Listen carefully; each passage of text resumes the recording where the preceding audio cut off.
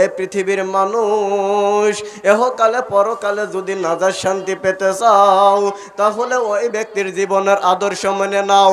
কোন ব্যক্তির জীবনের আদর্শ মেনে নিলে এহকালে পরকালে শান্তি পাব? এই কথাটা বৌদ্ধ জাতিরা বললেন।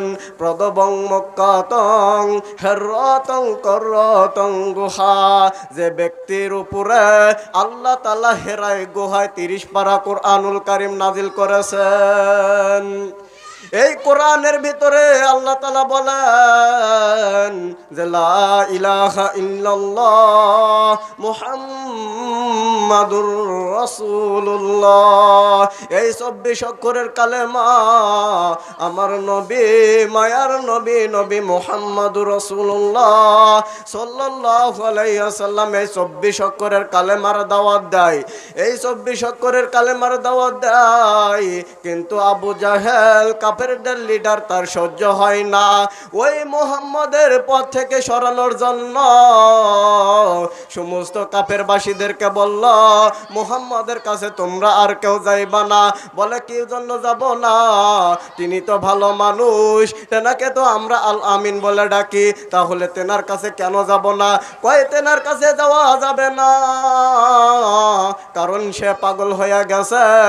সমস্ত লোকেরা বলতে লাগলো যে মুহাম্মদ তো ভালো মানুষ, সে আবার কিভাবে পাগল হইল?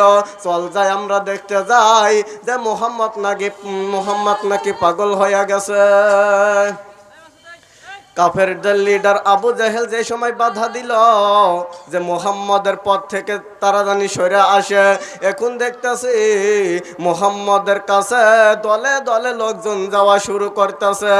দলে দলে লোকজন যাইয়া ফেরত আর আসে না, মুখে 24 অক্ষরের এই কালেমা নিয়ে আসে, লা ইলাহা ইল্লাল্লাহ মুহাম্মাদুর রাসূলুল্লাহ। আবু জাহেলের মাথা আরো ঘুরে গেল যে একই আমি করলাম, আমি দিলাম বাধা, এখন দেখি দলে দলে এরকম ভাবে মুহাম্মাদের কাছে যাইয়া কালেমা পড়ে মুসলমান হইতেছে। এখন কি করা যায়? এখন কি করা যায়? তখন ওই কাফেরদের লিডার আবু জাহেল সমস্ত মক্কাবাসীকে ডাকিয়া বলতেছে, তোমরা শোনো শোনো, এইরকম ভাবে তো আর জ্বালা যন্ত্রণা সহ্য করা যায় না, এগুলি তো আর মেনে নেওয়া যায় না, এগুলি তো বন্ধ করতে হবে। সমস্ত কাফেররা ডাক দিয়ে বলল, নেতাজি কি হয়েছে আপনি একটু খুলিয়া বলেন, আপনি আমাদেরকে খুলিয়া না বললে আমরা কিভাবে বুঝবো? আবু জাহেল ডাক দিয়ে বলতেছেন, তোমরা কি দেখো না মুহাম্মদ নবী আমাদের ধর্মের বিরুদ্ধে কথা বলে, আমাদের ধর্ম নিয়ে কথা বলে, আমাদের ধর্ম সারিয়া, আমাদের বাপদাদা ধর্ম সারিয়া মুহাম্মদের ধর্ম আমাদের লোকেরা পড়তেছে, গ্রহণ করতেছে, এর থেকে বাধা দিতে কি তোমরা পারো না?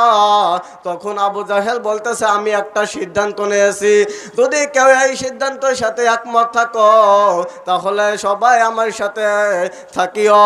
তখন বলতেছে, তাহলে নেতাজি কি করতে হবে আপনি আমাদেরকে বলেন।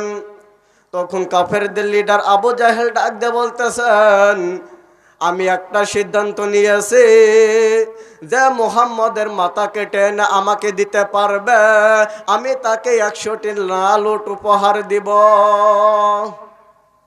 সমস্ত কাফেরবাসী মাথা নিচের দিকে দিয়া চুপ হয়ে গেছে, আর মনে মনে এই কথা বলতেছে যে কি বলে আমাদের নেতা, কি বলে মহামানবের মাথা, কার এত বড় ক্ষমতা হয়েছে যে মহামানবের মাথা কাটবে?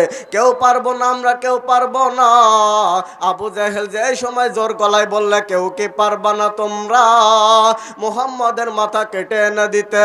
যে পারবে 3 দিনের ভিতরে মুহাম্মদের মাথা কেটে এনে দিতে, আমি তাকে 100টি লাল উট উপহার দিব। ওই মজলিসের ভিতরে বসা ছিল হযরতে ওমর।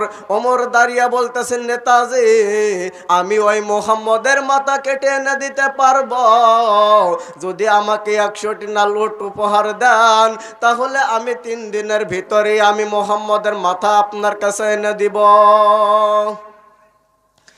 এইবার কাফের লিডারের কাছ থেকে হযরতে ওমর তিনি বাড়িতে চলে গেলেন।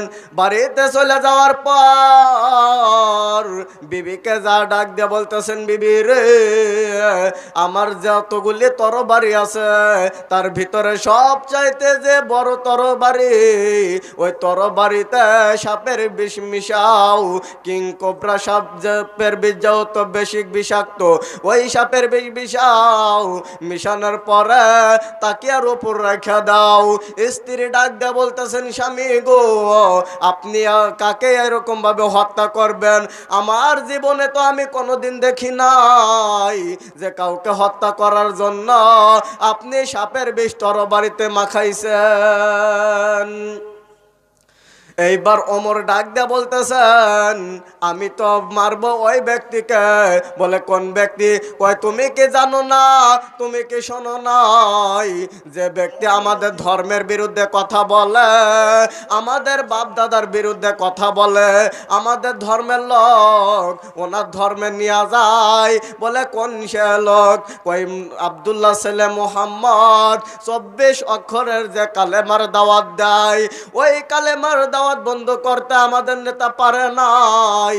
তাই আমাদের নেতা সিদ্ধান্ত নিয়েছে, ওই মুহাম্মদের মাথা যে কেটে এনে দিতে পারবে তাকে 100টি নালুট উপহার দেবে।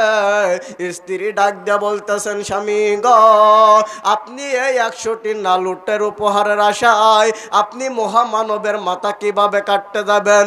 এইরকম ভাবে যে সময় সান্ত্বনা দেওয়া শুরু করলো, হযরতে ওমর বিবিকে ধমক দিয়ে সরিয়া দিয়া বলল, তোমাকে যা করতে বলেছি তুমি তাই করো, তুমি বেশি কথা বলিও না। এইবার তরবারিতে বিষ মিশিয়া